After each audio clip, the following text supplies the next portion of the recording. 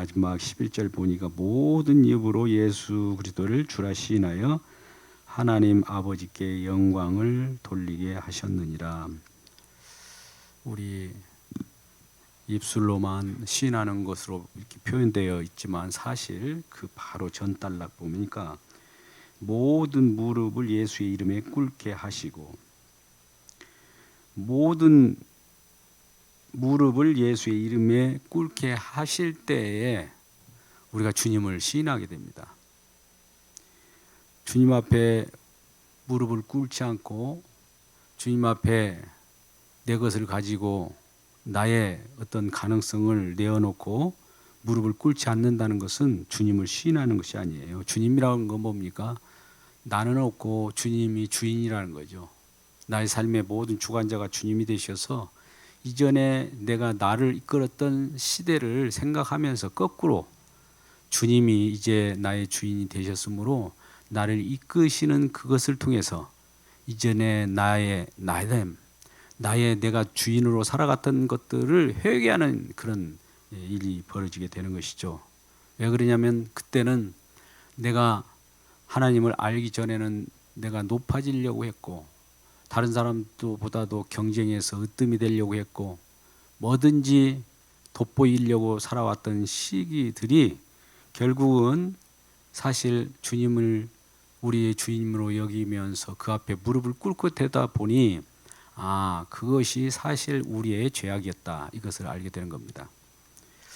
우리 오늘 5절 말씀 봐도 너희 안에 이 마음을 품으라 곧 예수 그리스도의 마음이니 그리스도 예수의 마음이 어떤 마음일까? 우리가 예수님은 착하신 분이야. 예수님은 좋으신 분이야. 선하신 분이야. 그러니까 그 마음을 품으라. 이렇게 우리는 생각할 수 있습니다만 예수님의 마음은 낮아지는 마음이에요. 자기 자신을 비우는 마음입니다. 그분이 어떤 분이었는데요? 어떤 마음이기 때문에 그와 같이 이 마음이 어떻게 변화되었을까? 6절 그는 근본 하나님의 본체시나 하나님 자신이라는 거죠. 하나님 자체이신데 뭐라고 합니까? 하나님과 동등됨을 취할 것으로 여기지 아니하셨다. 자기가 누릴 수 있는 것들을 다 포기한 겁니다. 우리도 살아갈 때 내가 어떤 권리, 내가 나에게 주어지는 권한 이런 것들을 누릴 수 있어도 포기할 때 우리는 포기가 쉽게 되지 않잖아요.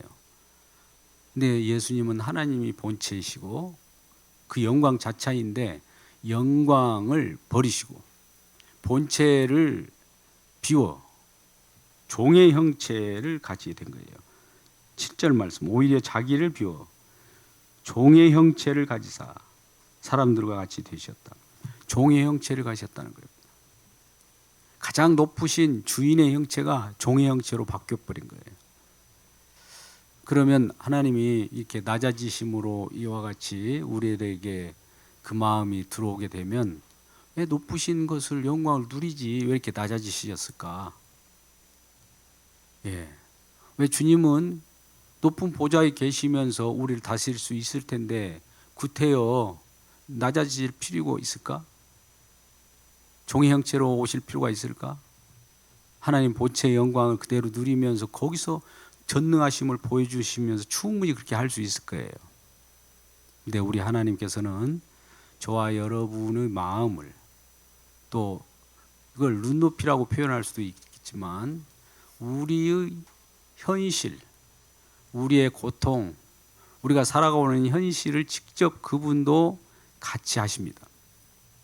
왜 그러냐면 우리의 문제가 무엇인가를 확인하기 위하여 그분은 직접 내려오셔야 했던 거예요. 가장 높은 곳에서 낮은 천한 곳이라고 표현할 수 있는 건데 왜 우리가 사는 것이 천한 곳일까요? 이미 사단 마귀의 조종을 받고 쫓겨난 세계 속에서 있는 이 세상이 정말 죄악된 세상임을 아는 거죠. 그래서 그분은 율법 속에서 우리가 행위로 행하면서 엎치락 뒤치락 하고 살아가는 이 세상에 그 율법 안에 들어오신 거예요. 그분도 왜 그러냐면 율법과 상관없는 그분이 율법으로 그 안에 들어와서 우리가 법에 놓여서 종로를 타는 그것을 직접 경험하게 되는 겁니다. 그것이 바로 세례를 받음으로 말미암아 우리와 같이 종의 형체를 가졌기 때문에 세례를 받는다는 것은 저와 여러분, 우리와 함께 한 가지가 됐다는 거예요. 세례라는 것은 하나 되는 것이거든요. 예수님이 세례 요한이라고 하는 구약의 율법의 궁극적인 자인데, 여인 중에 가장 뛰어난 자이기도 합니다만 그 율법 아래에서 세례를 받아요. 율법 속에 들어가 버린 거예요. 그러면 왜 그럴까요? 율법 속에 들어갔다는 것은 이제 율법을 극복하고 나와야 돼요. 어떻게 보면 율법이 요구하는 것을 다 갚지 않으면 나올 수 없는 그런 속에 들어와 있는 거죠. 왜 그러냐면 우리가 율법 속에 우리도 갇혀 있기 때문에. 율법에 갇혔다는 것은 우리가 말씀 안에 갇힌 거예요. 말씀을 지킬 수 없는 무력한 자인 것을 확인시켜주고 그 가운데 우리가 신음하고 있는 그 모습을 우리 주님께서는 직접 오셔서 확인한 다음에 우리가 할 수 없었던 그것을 그분은 친히 담당하십니다. 왜요? 우리와 다른 것은 다 거의 비슷하지만 그분은 죄가 없으시다는 거. 이거 차원이 다른 거죠. 어떤 일을 할 때도 의로우신 분만이 일을 해낼 수 있는 부분이 있고 그러지 않으면 죄인으로서는 우리는 하나도 할 수 없는 일도 있어요. 성경 말씀 우리는 죄인으로서 말씀을 이루려고 해도 이룰 수가 없는 겁니다. 말씀은 누가 이루시느냐? 의인이 이루셔야 돼요. 아담이 범죄하기 전에 이미 그는 의인으로서 있었습니다. 그래서 자유의지라고 하는 것도 부여해 주셨지만 그는 조종에 의해서 유혹에 의해서 그것을 난발하고 그 의인으로서 할 일들을 하지 못하고 죄악에 빠져버린 것이죠. 그래서 이제는 모든 사람들이 이전 그 범죄하기 전으로 돌아갈 수가 없어요. 이미 죄인된 우리들은 어둠 속에서 살아가고 낮고 천한 모습으로 살아가고 죽음 속에 살아간다는 것을 알게 되죠. 그러니까 우리 모두는 지금 육신적으로 살아있다고 하지만 사실은 죽은 자입니다. 죽은 자예요. 뭐 살았다고 말을 해도 그 사는 것은 사는 것이 아닙니다. 우리 생물학적으로 산다는 것이 사는 것이 아니라 하나님과 결별하는 그 순간은 죽은 거예요. 우리 주님으로부터 벗어날 때 우린 죽은 거예요. 그러면 우리 주님은 우리와 함께 오셔서 우리와 다시 엮어지기 위해서 온 겁니다. 주님을 떠났고 하나님을 떠났다는 것은 우리가 죽음이 우리에게 임박한 이 세상인데 죽음 가운데 놓여 있는 우리들을 향하여 우리 주님 오셔서 다시 우리와 함께 결합하기 위해서 오신 거예요. 그러니까 한동안 우리는 하나님으로부터 멀리 떨어져 원수되었던 관계 속에 있다가 이제는 우리 주님의 오심으로 말미암아 화목의 관계로 이뤄가게 된 겁니다. 화목이라는 건 뭡니까? 서로 하나 되는 것이죠. 뭐 율법으로도 율법 아래 나셔서 하나 되듯이 그분은 우리의 모든 슬픔과 고통을 다 아셔요. 우리가 아무리 억울하고 고통이 심한다 할지라도 우리 주님의 고통에 비해서는 아무것도 아니에요. 그러니까 주님의 고통에 비하여서 우리가 우리의 고통을 생각할 때 주님은 얼마나 고통스러웠을까? 이것을 생각하시면 우리 고통이 그럼에도 불구하고 해소될 수가 있는 겁니다. 그래서 종의 형체로 오신 그분은 그래 하나님의 본체이신데 종의 형체로 왔다는 것은 우리와 함께 하시기 위하여 내려오신 거예요. 우리가 하나님과 같이 될 수가 없기 때문에 주님이 인간이 되신 것이죠. 낮고 또 우리의 눈높이에 맞게끔 내려오신 분이 우리 주님이신데 우리 모든 인간은 대부분 종교심이 발현하게 되면 하나님같이 되려고 하고 하늘을 향하여 달려가고 하나님의 존재가 있으면 찾아가려고 하는 것이 모든 죄인된 인간들의 모습들입니다. 그런데 아무리 찾아도 주님은 찾아지지 않는 거예요. 그분이 찾아주셔야 됩니다. 어떤 사람들에게는 어떤 모습으로 여러 모습으로 찾아오는 방식은 다 달라요. 그래서 그분과 함께 찾아오신 우리 주님을 만날 때 어떻게 우리 마음은 변하게 되냐면 예수님의 마음처럼 내 자신이 낮아지게 되는 거예요. 낮아진다는 것은 뭔가 큰 어떤 것에 복종하게 되는 것이죠. 다른 건 많은 내가 주장할 수 있어도 주님 앞에서는 모든 걸 내려놓는 마음으로 변화가 되는 겁니다. 오직 주님. 제가 이제 오직 주님이라고 하면은 그 오직 말고는 전부 오직을 받쳐주는 그런 배경이 되는 거예요. 오직 예수님이라고 하면 예수님 외에는 예수님을 받쳐주는 역할을 하는 거예요. 받쳐준다는 것은 예수님의 모두가 복종된 상태를 말하는 겁니다. 그 복종된 상태를 예수님께서 미리 아버지에게 복종된 상태를 이 땅에 내려오셔서 또 우리로 하여금 예수님께 복종하는 상태, 이런 복종할 때에 주여 이렇게 시인한다는 거죠. 입으로 시인하여 구원에 이르고, 이 로마서 10장에서는 그렇게 말씀합니다만, 그러면 입으로 시인해봐야 이렇게 뭐 우리가 의도적으로 시인하는 것이 아니라 그 삶 자체가 시인되는 삶이에요. 복종하는 상태가 시인하는 삶이라는 얘기죠. 우리 입술로 딸 싸가면서 시인해봐 이런 것이 아니란 말이죠. 그러니까 성경 말씀의 내용은 앞뒤를 다 보셔야 돼요. 예수를 우리의 주와 그리스도로 믿고 입술로 시인한다는 것은 그분한테 완전히 복종하게 되고, 오직 주님 외에는 이 땅에 아무것도 보이지 않아야 됩니다. 오직 주님 안에 충만해 있을 때 나도 없어요. 여러분도 없고, 주님 안에서는, 그 안에서는 우리가 나타나지 말아야 돼요. 오로지 주님의 영광을 받아요. 예수님만이 으뜸일 때에 아버지께서도 그걸 영광을 받으신다, 이렇게 표현을 해요. 이렇게 표현한 것은 예수의 이름에게 우리가 모두 무릎 꿇을 때, 9절 말씀, 이름으로 하나님이 그를 지극히 높여, 예수 그리스도를 높여서 그 이름이 뛰어난 이름 위에 그 이름을, 뛰어난 이름을 주사 하나님께 영광을 돌리게 하셨다. 자, 우리는 예수님이 높아지는 것을 하나님께서는 영광을 받으셔요.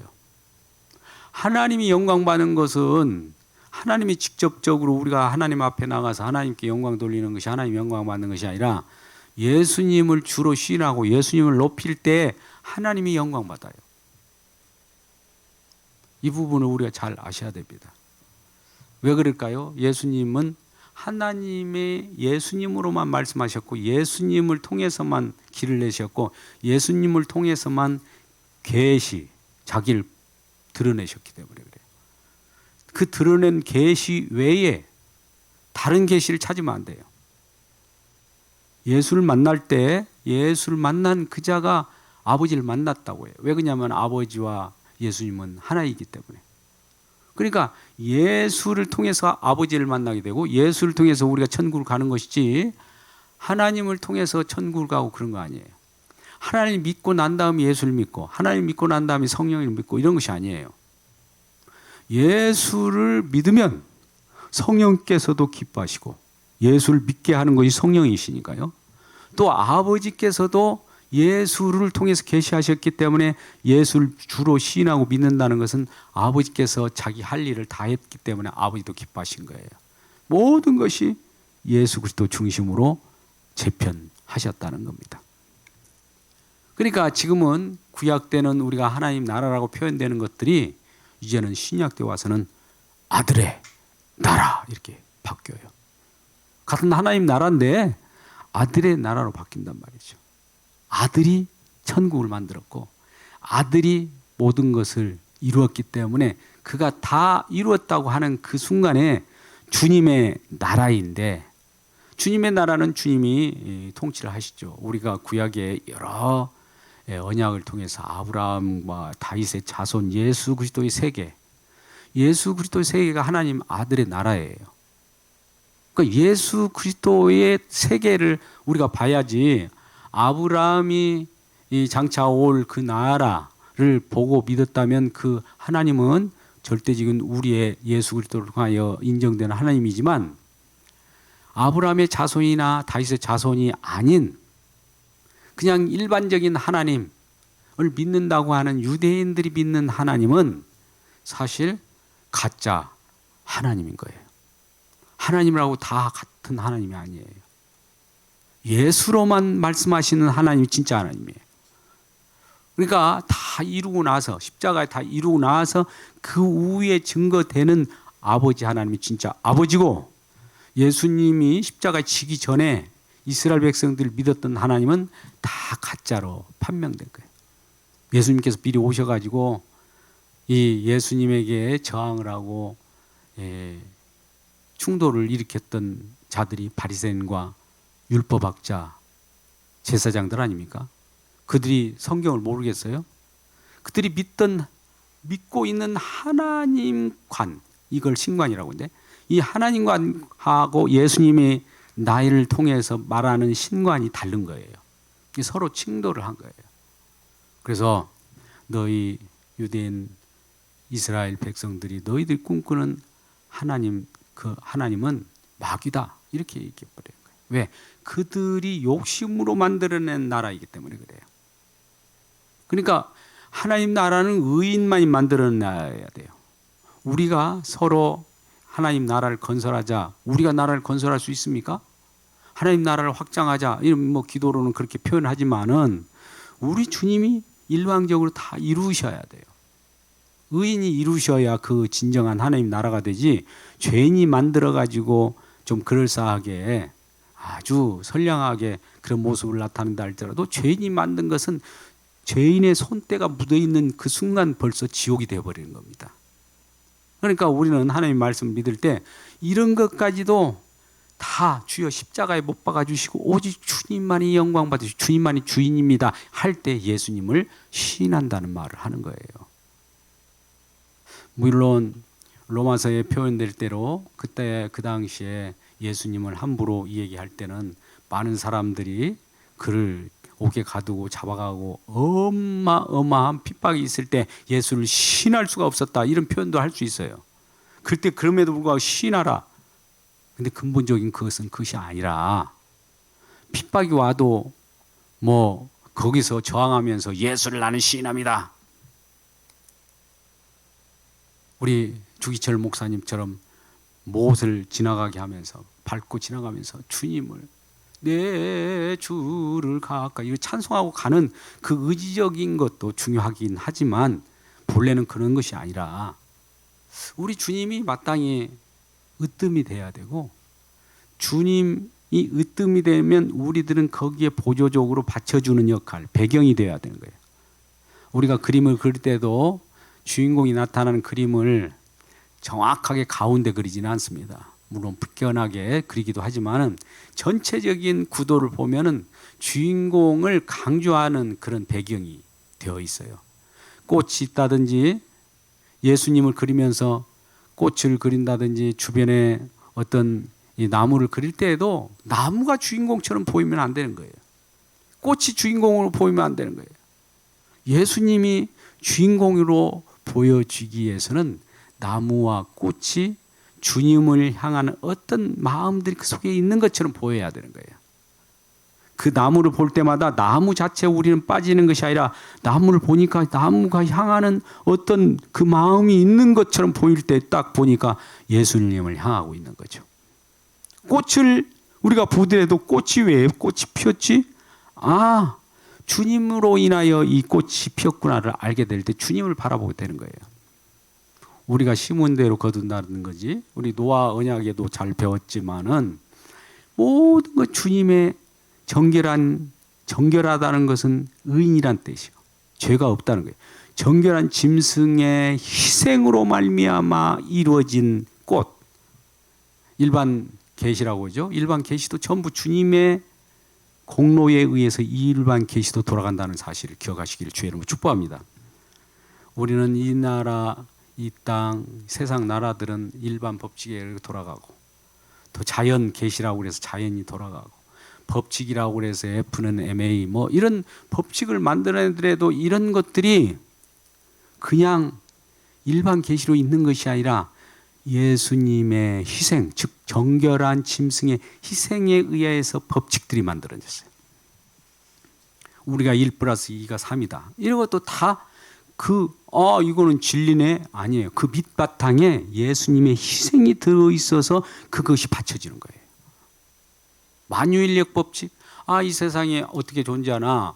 이 지구가 왜 공중에 매달려서 떨어지지 않고 흥그러지지 않고 행성이 제 위치에도로 돌아가느냐? 뭐 법칙이 있지. 뭐 과학자들은 법칙으로 만들어내죠. 그러지 않습니까? 근데 그 법칙을 받쳐주는, 법칙을 만들어내서 일반 우리가 누릴 수 있도록 법칙을 만들어내신 그 밑바탕에 정결한 짐승의 희생이 있었다. 즉 예수님의 십자가 그 밑에 있는 거예요.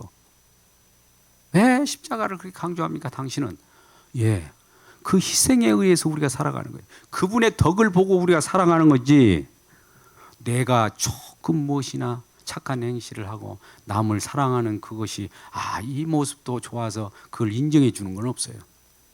주님만이 오로지 존귀함을 받게 하는 이 모습이 우리의 삶이라 이거예요. 그래서 왜 그렇게 되느냐? 우리 주님이 가장 낮은 자리에 임하였기 때문에, 가장 낮은 자리에 임하였다는 것은 가장 높은 자리에 임하기를 위한 은혜의 전초 작업이에요. 우리는 극과 극을 통해서 서로를 비교할 수 있어요. 가장 악당이 있으면 가장 선한 자가 있듯이, 우리가 드라마를 보더라도 악단 짓이 가장 강할 때 주인공이 더 빛나게 되는 거예요. 마찬가지로 우리 주님께서는 가장 낮은 정말 모멸감을 느낄 정도로 낮아지는 그 모습, 수치를 당하면서 낮아지셨어요. 죽기까지 낮아지시던 그분을 그렇게 모든 것을 다 감당했기 때문에 아버지께서는 주와 그리스도로 어떻게 올리느냐면 아주 지극히 높여버려요. 적당히 높이는 것이 아니에요. 최고로 높인 거예요. 뭐 최고로 높아진 그분을 우리가 날마다 이제 찬양하며 그분 아래에서 이제 통치를 받고 살아가는 것이 우리 신앙인들의 기쁨이지 않겠습니까? 빌립보서 2장에 나오는 모든 것들은 우리 모두가 예수의 마음은 뭐냐? 낮아지는 마음이에요. 오늘 5절부터 읽었습니다만 1절에서 4절까지 말씀도 항상 낮아져라. 남을 높이고 너는 낮아져. 남을 낮게 여기고 이런 표현을 해요.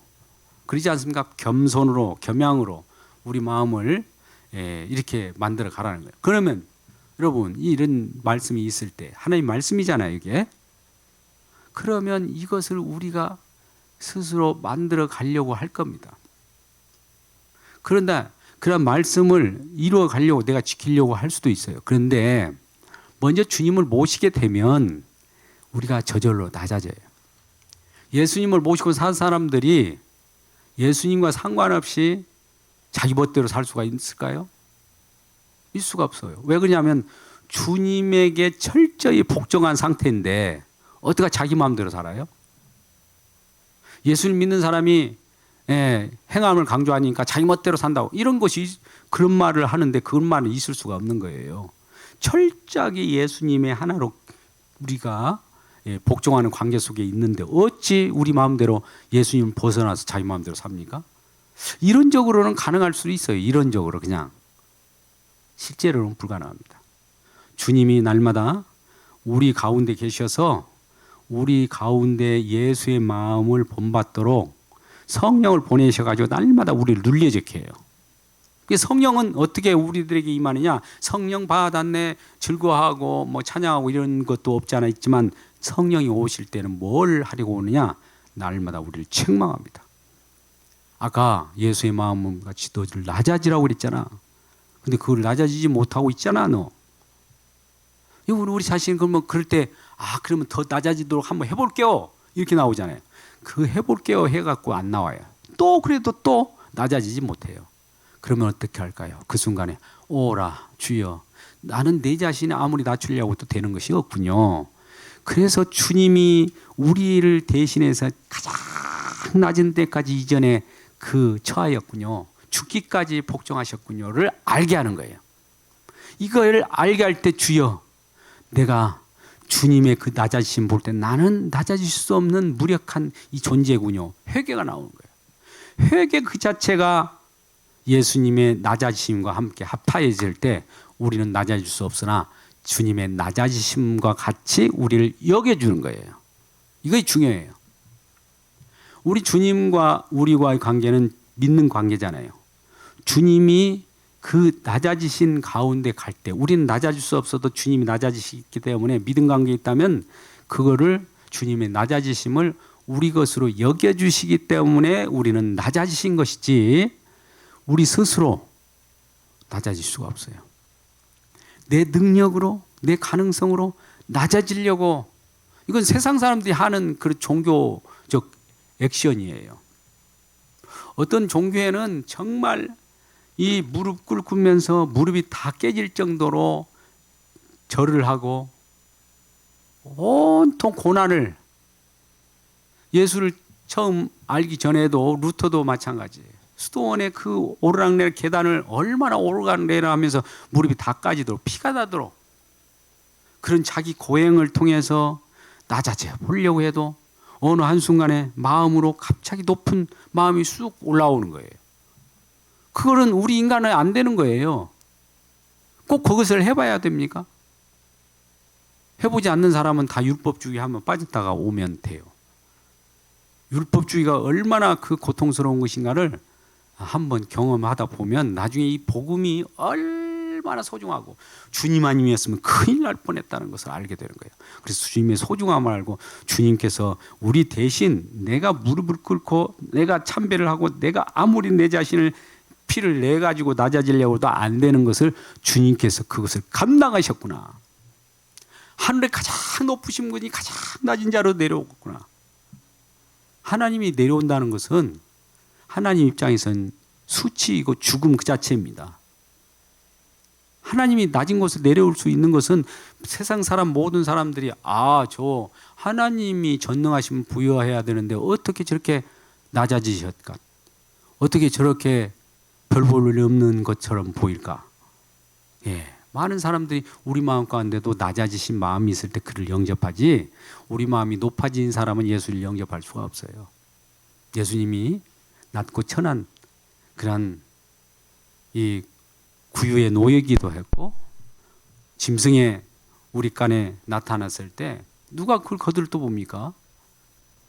아직도 이스라엘 백성들은 왕궁에나 혹은 좀 많은 사람들이 보이는 그런 큰 성전 이런 곳에 나타나야 하나님일 텐데 어떻게 그 우리 간에 놓여 있고 거기서 태어날 하나님이라는 것은 지금도 믿지 않은 거예요. 왜? 그들 마음이 높아 있기 때문에.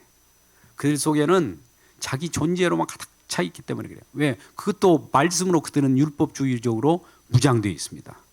그러니까 그 말씀으로 무장된 것이 낮아지려면 어떻게 하느냐? 십자가를 통해서 그것을 깨버려야 됩니다. 무너져야 돼요. 그 무너지지 않는 난 낮아질 수가 없어요. 그러니까 우리가 언젠가 우리는 그래 하나님을 경험하는 형태가 여러 형태로 나타나지만 주님을 만난 사람은 무너지는 경험을 합니다. 왜? 내 자신이 아무것도 아니라는 걸 그때 알아요. 그래서 나는 아무것도 아닙니다. 나는 무력합니다. 나는 죄의 종입니다. 나는 죄인입니다. 이걸 고백하게 될 때 그 사람은 예수님을 만난 사람이구나. 반대로 그렇게 되는 거예요. 예수를 만났기 때문에 의인 됐잖아. 이것은 구원파들이 얘기하는 그 뒤에 나오는 그쪽을 강조하기 위해서 하는 얘기고 우리 주님은 언제나 우리를 만나고 다가올 때마다 우리를 낮추셔요. 주님도 낮아지신 모습으로 우리를 낮추셔서 그 속에서 주님을 만난 자는 주님의 영광으로 또 굉장히 또 높아져요. 이 두 가지가 순간적으로 일어납니다. 가장 낮아진 모습으로 십자가에서 만날 때 주님께서는 십자가로 들림을 받아가지고 굉장히 높아지듯이 우리를 빨아 당겨서 가장 높은 보좌에 있는 그러한 24장로들이 놓여 있는 것처럼 그들 가운데 왕로를 타는 자리로 만들어버려요. 그러니까 우리는 처음에 그 왕로로 타는 자리를 쟁취하고자 막 그것을 추구하는 것이 신앙이 아니라 낮아진 데에서 하나님께서는 거기서 낮아진 데서 주님은 일을 해요. 낮아진 그곳이 가장 높은 곳이라는 것을 나중에 확인시켜줘요. 왜? 인간들의 이런 죄악된 모습 속에 인간의 지혜로는 그걸 이해할 수 없게 만들려고 해요. 인간의 지혜를 부끄럽게 만들어버리는 거예요. 인간의 지혜라고 하는 것이 가장 큰 지혜를 예수님이 십자가의 그 내용, 가장 낮아진 모습으로 그걸 역으로 부숴버립니다. 이게 복음이라는 것은 세상 사람들이 원하듯이 그렇게 나타나는 것이 아니라 가장 혐오스러운 모습, 사람들이 싫어하는 모습이에요. 근데 어떤 사람들은 그런데도 불구하고 그 말씀을 좋아서, 그 말씀의 복음을 즐거워해서, 그 말씀을 날마다 상고하면서 나오는 사람들이 생긴다면 이 사람들이 진짜 왔다예요. 하나님께 구원받은 백성이고 예정된 자들이라 이거예요. 그러니까 이것을 발견하는 자들이 발견될 때 주여, 주님께서 찾아오시지 않은 이 낮은 곳에 찾아오시지 않았다면 나는 100번 멸망해도 당연합니다. 이런 고백을 하는 거예요. 주님 오셨으니까 나를 높여주세요. 아니에요. 낮아진 그 자체에서 내가 높아지는 것이 아니라 주님이 자동으로 높여버린 거거든요. 그건 아버지께서도 아들을 높이듯이 우리도 예수 안에 붙어있는 자를 같이 높여버리는 거예요. 그러니까 우리가 높아지려고 할 필요는 없어요. 그래서 날마다 오히려 내가 낮아진 모습 속에서 형제 자매를 높여주세요. 높이면 그도 높임을 받으면서 아니 내가 높여질 이유가 없지, 우리 주님이 높여져야 되는데 하면서 자기도 낮아지면서 또 역으로 또 높임을 받게 또 서로 높여주는 일이 벌어진다 이거죠. 주님을 믿는 주님의 지체이기 때문에. 그래서 오늘 본문의 빌립보서 오늘 말씀은 그런 내용으로, 그래서 모든 입으로, 예적이 없어요. 모든 입으로 예수 그리스도를 주로 시인한다. 입술로 네 신하겠습니다 그런 뜻이 아니라 그 전 10절에 말씀과 같이 무릎을 꿇는 그 모습, 모든 건 주님의 오직이라는 것을 높일 때에 나타나는 반응이 입으로 시인하는 것이죠. 그래서 이렇게 할 때 예수님께 모든 것을 복종하고 예수님을 드높일 때 하나님 아버지께 영광을 돌리게 하셨느니라. 이거 아버지께 영광이래요.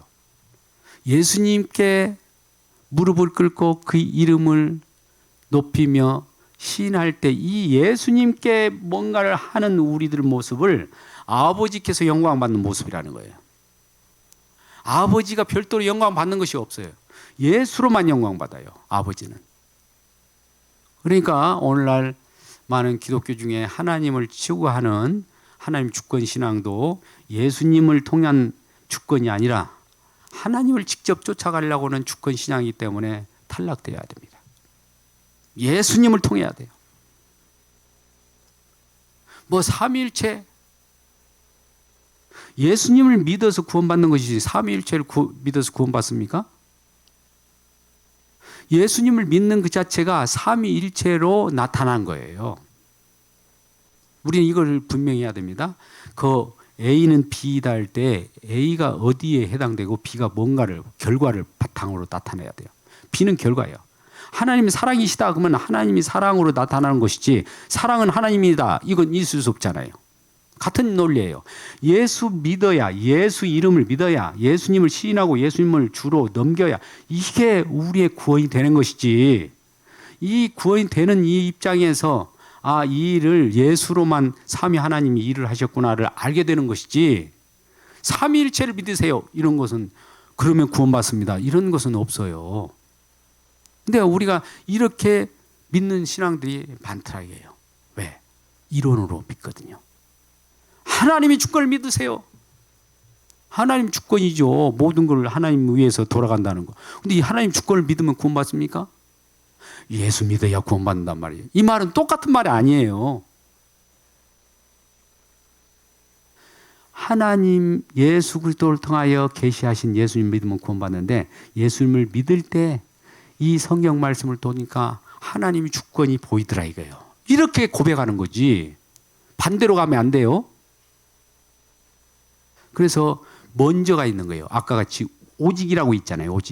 오직 예수, 오직 십자가, 오직 주님을 오직이라고 높일 때 삼위일체라는 말도 거기에 오직을 받쳐주는 내용이 되어야 되는 거예요. 하나님 주권, 그래요. 예수님의 오직 으뜸되는 것을 받쳐주는 주권이면 우리도 그것을 받아들일 수 있는 거예요. 근데 주권을 앞에 올려버리고 예수님을 밑에 내려버리면 하나님 주권 믿으세요. 구원받습니다. 하나님 이 세상의 모든 걸 주관하십니다. 섭리하십니다. 예수님 말하기 전에 하나님 주권을 믿으세요. 믿죠? 구원받은 백성 맞습니다. 이런 식으로 돼서는 안 돼요. 하나님 주권은 저 이슬람도 믿어요. 예수를 믿어야 된다니까요. 예수를 으뜸으로 해요. 왜? 그분이 왜 예수를 믿어야 되느냐? 낮아지신 경험이 있잖아요. 누가 이제 낮아지신 경험이 있어요? 낮아지실 때 우리가 그 안에 들어갈 수 있잖아요. 우리를 찾아오신 예수님을 만나야지. 찾아오신 예수님을 만나야지. 우리를 위하여 죽은 예수님을 만나야지. 날 위하여 죽지 않는 하나님 죽으십니까? 안 죽죠. 하나님이 죽으신다는 말 들어보셨습니까? 근데 우리를 위하여 죽으신 그분이 계시다는 거예요. 그분을 우리에게 이 권한을 예수님이 아버지께 받았다고요. 나는 죽기도 하고 살기도 하는 권한을 아버지께 받았다. 그러니까 죽기도 하고 살리는 이 일을 하는 이 일이 하나님이 전능하심이에요. 우리가 죽으면은 아이고 끝장났네. 그래 우리는 생각하지만 예수님은 죽기도 하지만 살기도 하는 이 권세를 아버지께 받았대요. 죽는다고 그래서 하나님 죽었다 이렇게 볼 수 없는 거예요. 우리와 저와 여러분 죄 때문에 죽었다는 거죠. 거기 분명 그걸 알아야 우리가 하나님과 함께 동행할 때 우리 주님이 모든 걸 이루셨기 때문에 주님 한 분만으로 만족하겠습니다. 주님 한 분만으로 영광 돌리겠습니다. 이 모든 이 내용이 이게 고백이 성령님께서 우리를 통해서 말씀하시는 성령의 능력으로 고백하는 내용이고 아버지께서 기뻐 받으시고 영광 받으시는 모습이라 이거예요. 예수님을 통해서 하나님을 규명하시고 예수님을 통해서 우리 주변에 나타난 여러 내용들을 확인하시는 거예요. 예수님이 기준이고 예수님을 통해서 창세 전까지 가요. 놀라운 얘기지만 마지막으로 이 말씀을 밟습니다. 어제 목사님들 만나서 그런 얘기 질문하기 때문에 제가 답변한 내용인데요. 우리 예수 안에 있어요. 성령 안에 있어요. 이제 예수 믿었으니까. 이 거듭난 생명이 예수를 통하여 우리가 거듭났잖아요. 근데 이게 우리 이 만물 안에서만 이 성령 안에 있는 것이 아니라 만물 밖에도 성령 안에, 성령은 만물 밖에도 나갈 수가 있어요. 성령은 이 땅이 조성되기 전 창세 전까지 가요. 창세 전이라는 것은 피조물이 창세 전에 있는 법이 있습니까? 창세 전에 아버지 내재적 삼위간에 있는 그 하나님 삼위 세격으로 나타나는 하나님만의 그 세계인데 그 속에 죄인이 들어있어요? 없는데 우리가 에베소 1장 4절의 말씀 가운데 보면 창세 전부터 택하였다 이런 말을 해요. 그 목적입니다. 목적적. 그런데 시간론적으로 보면 우리는 이 땅에 태어나면서부터 죄로 태어나요. 그러면 죄인으로 태어났다는 건 피조물이에요. 우리는 피조물인데 피조물이 어떻게 피조전으로 돌아갈 수 있어요? 창조주가 이 세상에 뭔가를 우리를 만들기 전 그 세상으로 우리를 집어넣을 수 있습니까? 없잖아요. 그런데 거듭난 생명은 예수 안에서 성령 안에 있기 때문에 성령 안이라고 하는 것은 장소와 시간에 구애받음이 없습니다. 미래로도 가고 현재로도 가고 또 달나라로도 가고 저 만유 밖으로도 나가고 심지어 창세 전이라고 하는 세계까지 가요. 그래서 이 말씀을 드리는 것은 예수 그리스도를 통하여만 창세 전을 확인할 수 있어요. 예수 그리스도를 제하고 이런 이론적인 걸 누가 들었다고 봅시다. 창세 전에 이런 일이 있었다. 이렇게 그림을 그릴 수 있어요. 그러고 나서 창조된 다음에 이런 일이 벌어졌네. 이런 것은 우리가 이론적으로 그려내길 수 있는 거예요. 그것이 아니라 이건 사건이에요. 예수님의 그 낮아지심, 가장 저변 죽으심 가운데 우리가 갈 때 그분이 가장 높은 곳으로 올려버릴 때 보니까 창세 전까지 올려버리는 거예요. 아, 여기 와 보니까 이전에 이런 내용이 있었네. 그때 확인하는 거예요. 이 놀라운 은혜를 우리에게 주셨다는 것은 엄청난 겁니다. 이 비밀을 우리 모든 마음 가운데 충만히 임하기를 주의 이름으로 축복합니다. 기도하겠습니다. 아버지 하나님,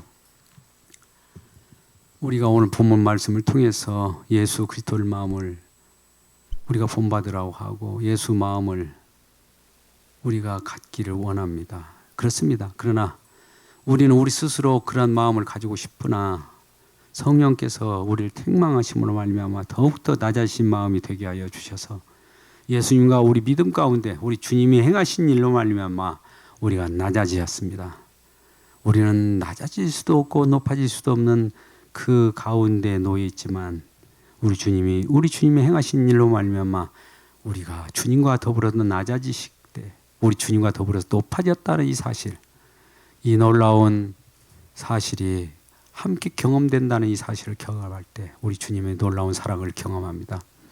오늘도 변하지 않게 하나교회 모든 성도들 가운데 고통과 고난, 아버지 여러 가지 낙심이 있다 할지라도 그런 낮아지심을 통해서 하나님께서는 나중에 영광이 좋기 비교할 수 없을 정도로 크다는 것을 우리에게 알려주셔사오니 우리 주님을 믿는 믿음 가운데 우리가 예수 그리스도를 날마다 모시고 우리가 승리하며 살아갈 수 있도록 서로를 위하고 서로를 사랑하고 서로를 높여주는 귀한 성령의 사람들이 되게 하여 주옵소서. 예수님의 이름으로 기도드리옵나이다. 아멘.